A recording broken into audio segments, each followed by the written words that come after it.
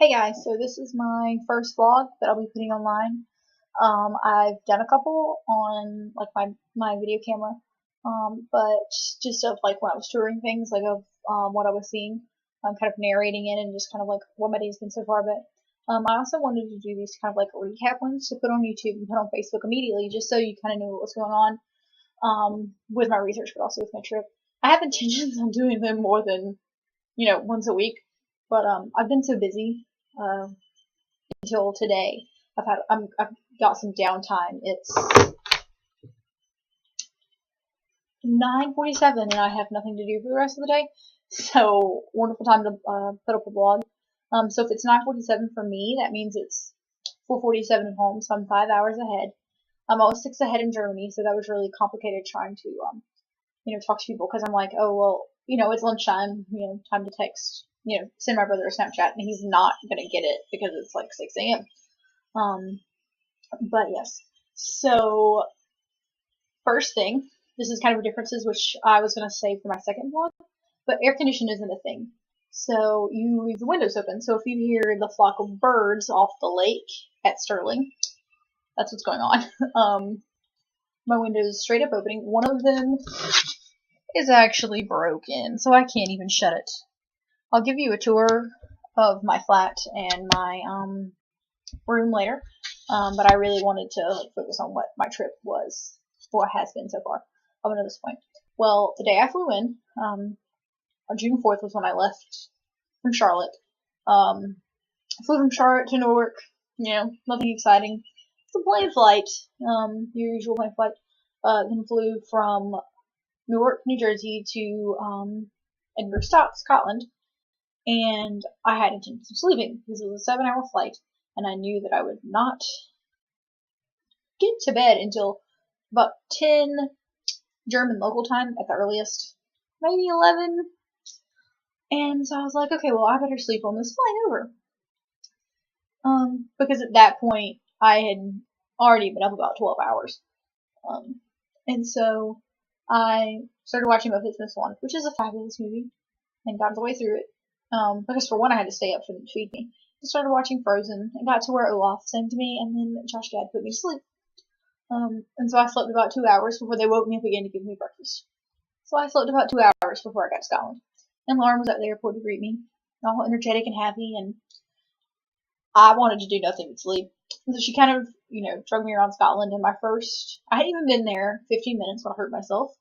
I took a picture. I haven't posted it on Facebook, but I cut my finger on my suitcase. So anyone that knows how clumsy I am, that's just, something that I would do. But my first impressions of Scotland were it was raining. I mean, that's just what it does in Scotland. Like, now I can tell you that it's, it can get hot and then it'll be raining and it'll be cold all on the same day, but, it was raining, which is really what I was expecting, but, it was also very, very green. And, we rode the tram from the airport to the storage locker where we were putting, my suitcases, until we were leaving on the plane later that night. And I got to ride through the countryside, and it was just absolutely gorgeous. And so I was like, okay, well, I really, really like Scotland, but it's not as cold as I was expecting it to be. So I was like, all right, I already know that I am not packed appropriately. And so throughout that day, Lauren dragged me around town. I don't really remember much of it, as I told her I wouldn't, because I was so sleepy. I was like, it is time to go to bed. And she's like, no, no, no, no, no. You got to go, you got to go. And the first meal I had was a McDonald's ham and egg croissant, or no, it was like bacon, egg, and cheese or something. But their bacon is like Canadian bacon. And Lauren keeps trying to have this argument with me that it's not Canadian bacon because Canadian bacon is ham. But what they're calling bacon is just like the Canadian bacon I had in Canada, which is not quite like what we think of when we think of Canadian. I don't really know, but I'm convinced it's Canadian. It's Canadian bacon, so it's like ham-ish, but it's different. So anyone that was like, "Oh, Brandy had McDonald's," it's not like our regular McDonald's. But that day went on, and I made it. I made it to the airport that night. I had a Highland cow, like Scottish beef burger at the airport, which someone had told my mother that I needed to try. It was really, really, really good. so I plan on eating more of those. But got to Germany, and then we actually had a mishap and ended up at a different airport than the one we thought we were going to. So our hostel was a 2-hour bus ride away, and we landed at midnight. Didn't actually get to the hostel until 2:30, and so I was quite sleepy. I was like, no. I got to bed at I actually got in the bed at 2:30 local time, but didn't fall asleep for hours. That was 3:30. Then our roommates at the hostel, which I'll have to talk about hostels later, decided to get up not too long after I went to bed and woke me up. So I really didn't get much sleep that night.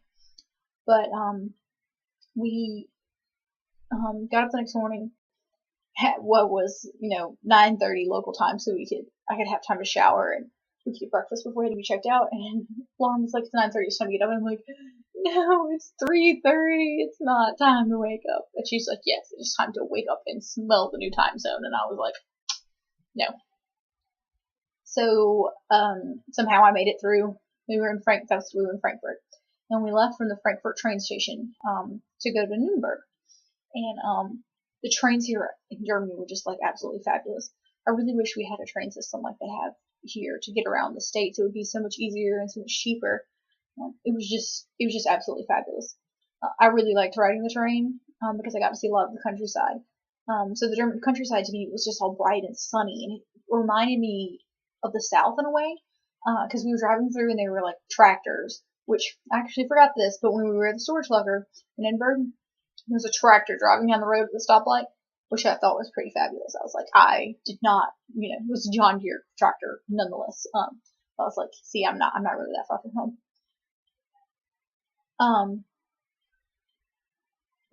We my train of thought. Usual brainy problems. But we were driving through. We were riding through the German countryside, and it was just all green and all these fields.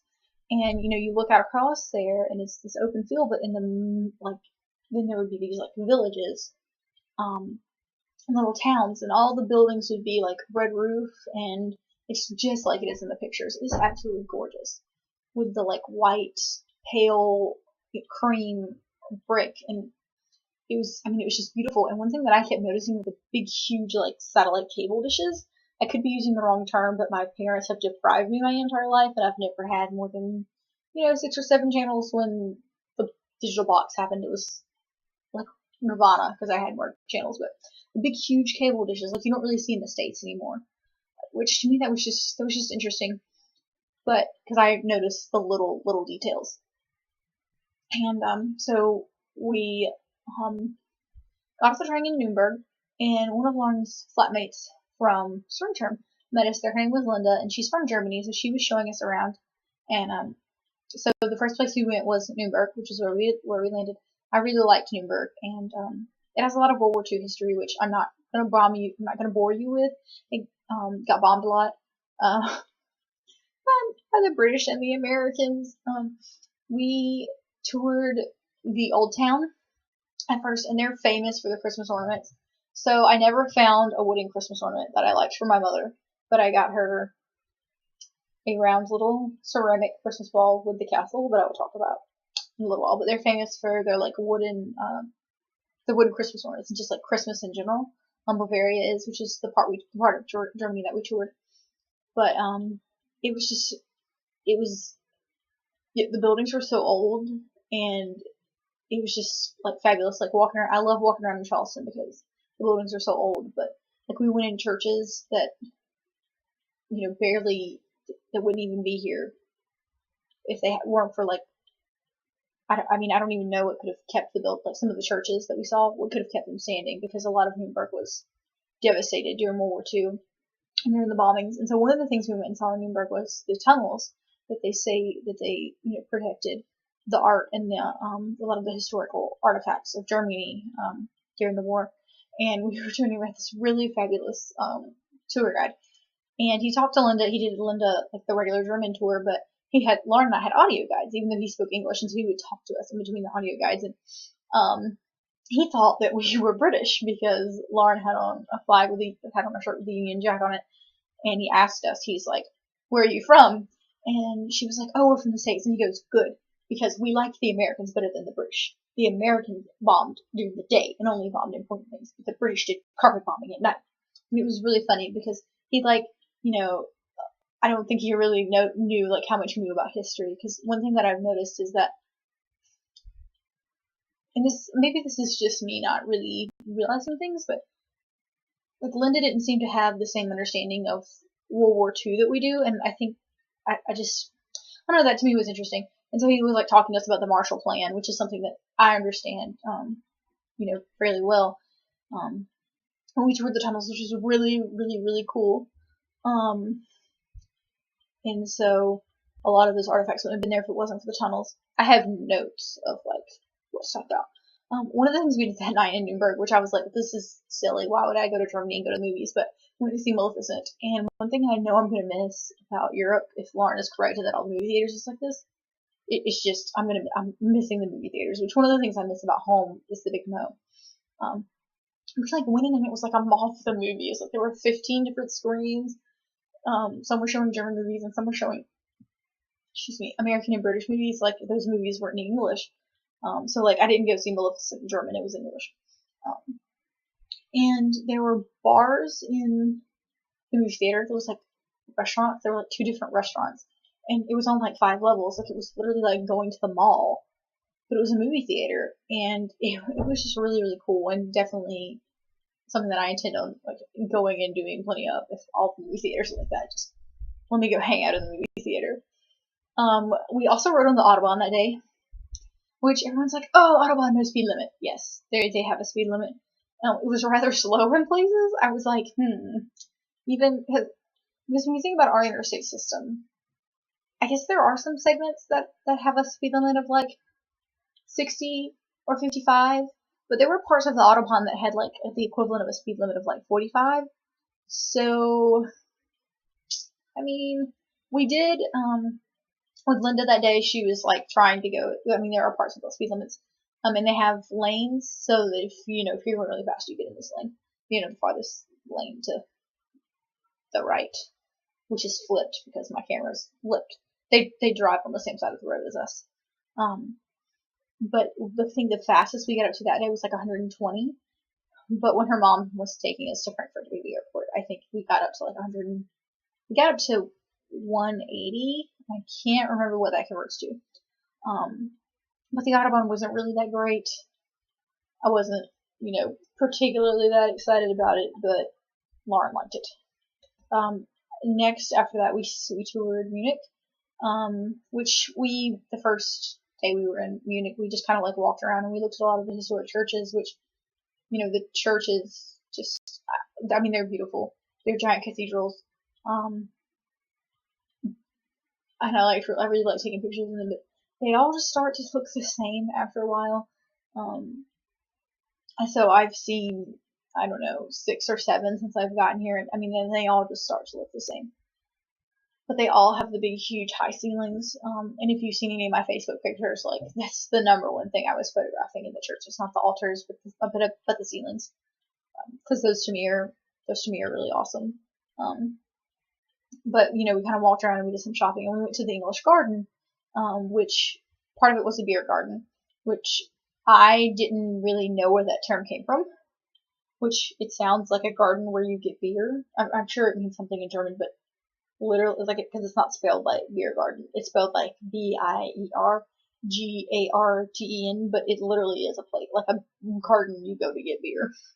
But it's also like a restaurant. So the English Garden, not only was it like, there was like, the beer garden place, part of it, but there was also like German music that was being played, and it was just a big, huge park. We went paddle boating, and I broke my seat. I don't really know how I managed that. Yeah, I just broke it.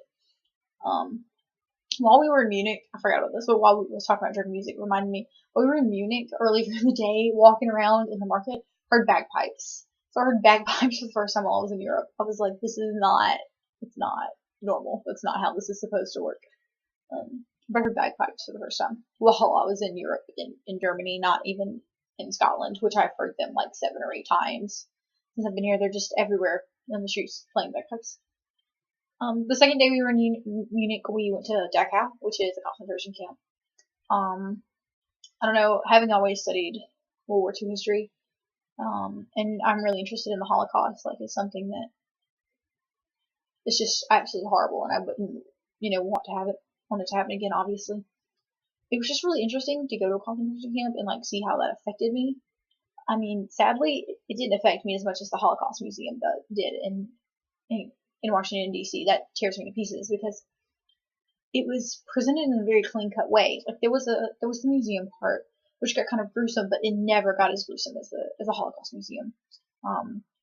To me, it was more just like being in those spaces and like knowing that people had been there, and that was me like really, really thinking about it. The barracks were kind of rough, but like really, like the chapel, like the synagogue. I'm not really sure what the Jewish temple. I'm not quite sure if the synagogue, but the Jewish temple, like I wouldn't even go in there. That was kind of upsetting for me, but the only part that really almost got me like as upset as the Holocaust Museum was when we went into the crematorium. They had the new one and the old one. When we walked through the new one, we just so happened to walk through it backwards. So we didn't go through the way they went in. So we didn't go through like the disrobing room and the shower room and the crematorium. We actually went through backwards, which was our stupidity, but in the long run, it was probably better for us because it didn't upset us as bad. But that shook me so much I couldn't even take pictures in there, so sorry, but if for some reason you want to know what the crematorium looked like, you're gonna have to Google it because it was just too much. And then we went in the shower room and it was just a lot, and I did manage to take a picture of the old crematorium, but the new one was just way too much for me because it was just like these 5 like huge brick ovens. It was just too much. But on to happy things. We went back into like the town of Munich, and we went to the BMW headquarters, which was awesome because there were all these, really, really pretty cars, and a lot of the concept cars. Got to see the brand new spanking like police car for the BMW who created it. It was really, really awesome. I wanted to drive it because I guarantee you it was probably the fastest car in that place. Although BMW could surprise me. And we got to see the i8W, I think is what it's called. Really, really, really awesome. It has the swing up doors. It was just so beautiful. I just would love, love, love, love to own it. We didn't really get to go to the museum because we showed up at 5:55 and it closed at 6. They wouldn't even let us in the shop for 5 minutes because I wanted postcards. I wanted BMW postcards to send to people, but tough luck, I suppose. And after we went to BMW, we went to Olympic Park, which is like right across the way. And that to me was really cool. Because Munich, I think, has done the best job of hosting the Olympics and then integrating the Olympic Park and the infrastructure that they built for the Olympics into the city itself. And so, like the Torch Tower, you can tour it. It's the Olympic Museum. They use the stadium still for concerts. You can tour it, but it's a little bit harder. We would have known that Munich that we would have booked a tour because it's not something that you can just do. Because I would love to have toured the stadium. The aquatic center, they use it for aquatics. There were there's a swim meet going on while we were there. And then like the gymnast studio is the gymnasium part where they did kendo and all that sort of stuff is now it's like a gym that you can go work out in, and it's just really cool. And then like in the center, like there's this big huge lake, and so we sat on the lake and have to go into really, really pretty pictures of the reflecting tower. It's just a really, really, really cool place to be. I liked it a lot. Like I could just like go and sit there because I can still feel the Olympic spirit there, which may sound kind of cheesy, but maybe it is cheesy, but it's just the way I felt when I was there. Like it really made me want to shoot some more, but I can't really do that while I'm here. Not really. It's not really a thing. And after Munich, we traveled that night to this little bitty tiny town. And as we're traveling towards the town, I kind of knew like what direction we were going in, but all of a sudden I see the Alps. and they were absolutely gorgeous.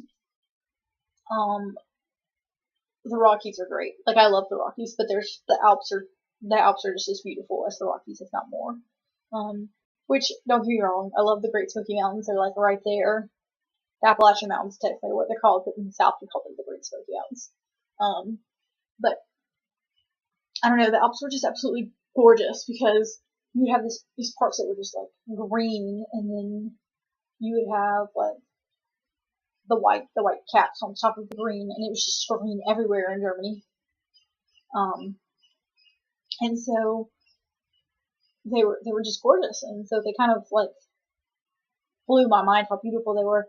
And then all of a sudden this lake appears, and like the Alps is reflecting the lake, and it was just so beautiful. And I don't really have pictures because I was videoing, just that I was just in so much awe. Like, I had to record my commentary, and I can't record commentary on pictures. I have to go back and type it.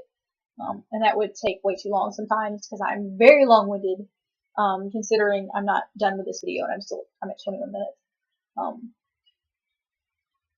But it was absolutely gorgeous. And Lauren and I are looking out across there, and we know we're going to look at a castle. And we see these two huge buildings, and we're like, are those the castles? Like, what? Is that a castle? Is that another castle? And she's like, and Linda's like, yeah, that's a castle. And so we were just like, what? This is so beautiful. And so then we got into this little bitty town. I think we were about 10 miles from the border to Austria. We were there during like a German work holiday, and so a lot of most things were closed. And so we had talked about going into Austria to go to the supermarket and to go shopping, but Linda didn't have her passport with us, so we couldn't actually do that. But we were there, and we stayed in a hostel that night, and we were on like the top floor in like the attic, and out our window, which was right next to my bed, which was a mistake in the long run. It was beautiful, but it was a mistake because the sun was right on top of me when the sun came up, which is for a later vlog. The sunlight here is crazy. So like the length of daylight, but like the castle was right there, right at our window, and you know, this town was just like teeny tiny, and we like went downstairs. This hostel was a house that had been converted into a hostel, and it was run by this cute little family, and they were just so nice. And the next morning we like went up to the castle, and we just kept getting closer and closer and closer, and it was like castle, Alps, lake, lake, Alps, castle, Alps. Well, there are Alps above and below the castle. And you know, we got closer and closer, and I was like, I've already been looking at pictures of this castle, because you know, with the castle, pictures of it are everywhere. And I'm like, this castle looks like something. This is a postcard, not a picture that I took. And I'm like, couldn't lay my finger on it at first. Thought it was Cinderella's castle. And then we did some Googling, and it's actually the basis for Aurora's castle in Disneyland. So sorry, Matthew, I wasn't at the right castle. But, it was so pretty. And so we were like, okay, how long of a walk is it going to be up to the castle? And we realized it was going to be a 40-minute walk. Because they don't want you to be able to drive your cars right up to the castle, because that would destroy the woods around the castle. And from far away, it's just breathtaking. And so we rode a carriage. We rode a horse and buggy up to the castle and felt like Disney princesses. I was like, this is awesome. I'm riding a castle. No, I'm riding a castle. I am riding a carriage up to the castle for a ball, and I'm just hot stuff.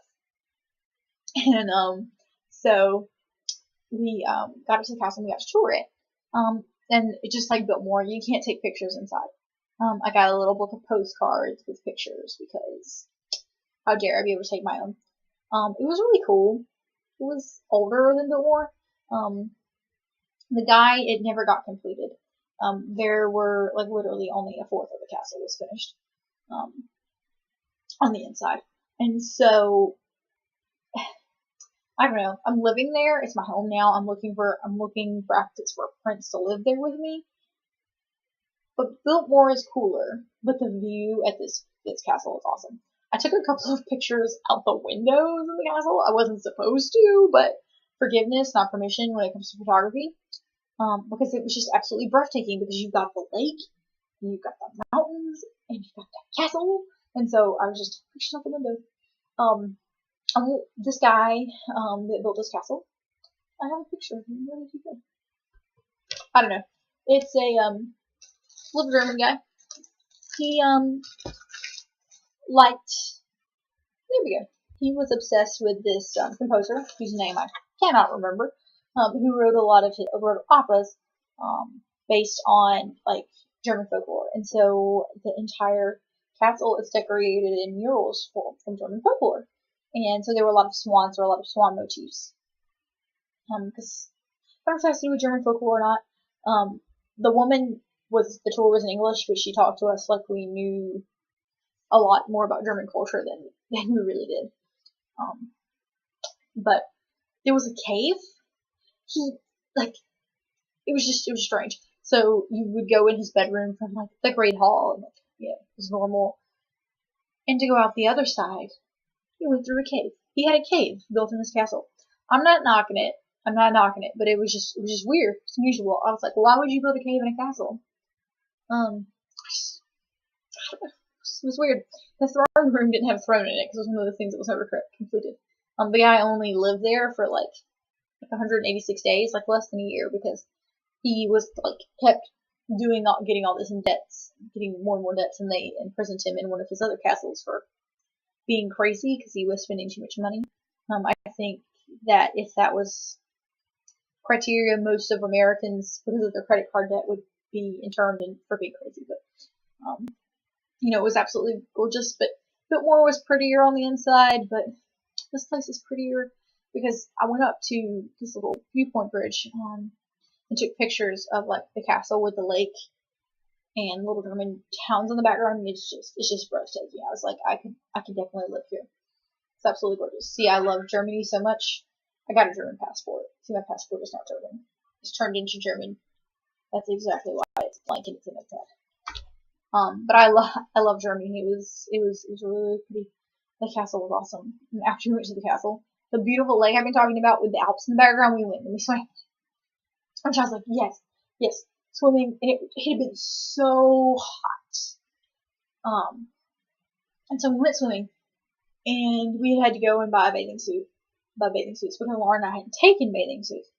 And we got to the lake, and we like went to get in, and it was so cold. Like, it was so cold that if I was like, hey mom, I'm gonna go swimming, and it was that cold, you'd be like, Marie, you're crazy. Like, it was the temperature that the water probably is in January. Like, the temperature of the water in like October when Miss Subaru used to maybe swimming it before the state championships, and the bubble wasn't up. Like, it was freezing. It was probably even colder than that. And Linda was like, yeah, this is like perfect pool, perfect swimming weather. And I'm like, no, this is cold. But it was gorgeous. So I went swimming in a lake with the Alps in the background and this beautiful castle. It was fun. It was an experience, but it was so cold. I would not want to do it again. And then the next morning we went to Frankfurt, and we got there about 10:30, and our intentions were to ride a 2 o'clock bus to the airport. So we had plenty of time to spend in Frankfurt. We were scared we wouldn't have enough time. And we really wanted to do something. We didn't want to cut our Germany trip short. But Frankfurt was so boring. It was so boring. We went to the historical district, and there were 4 buildings. It was nothing but skyscrapers. We went to tourist information, and we were like, hey, what do you suggest we look at? And she was like, skyscrapers. She literally suggested skyscrapers, and Frankfurt was no fun. I would not suggest visiting there. But I'm going to do a second vlog about the differences between Germany and Europe and the United States, because this one's already at 29 minutes long. And so I'm sorry. I apologize. Most of you probably didn't make it to this point, but they'll be shorter in the future, hopefully. But part of the reason that I'm doing this is so I can remember it later. So I'm sorry, but I'm long-winded. I have lots to say. I'm very descriptive. I guess it comes from being a writer. But thank you for watching if you made it this long, and I'll hope to see you later. Bye!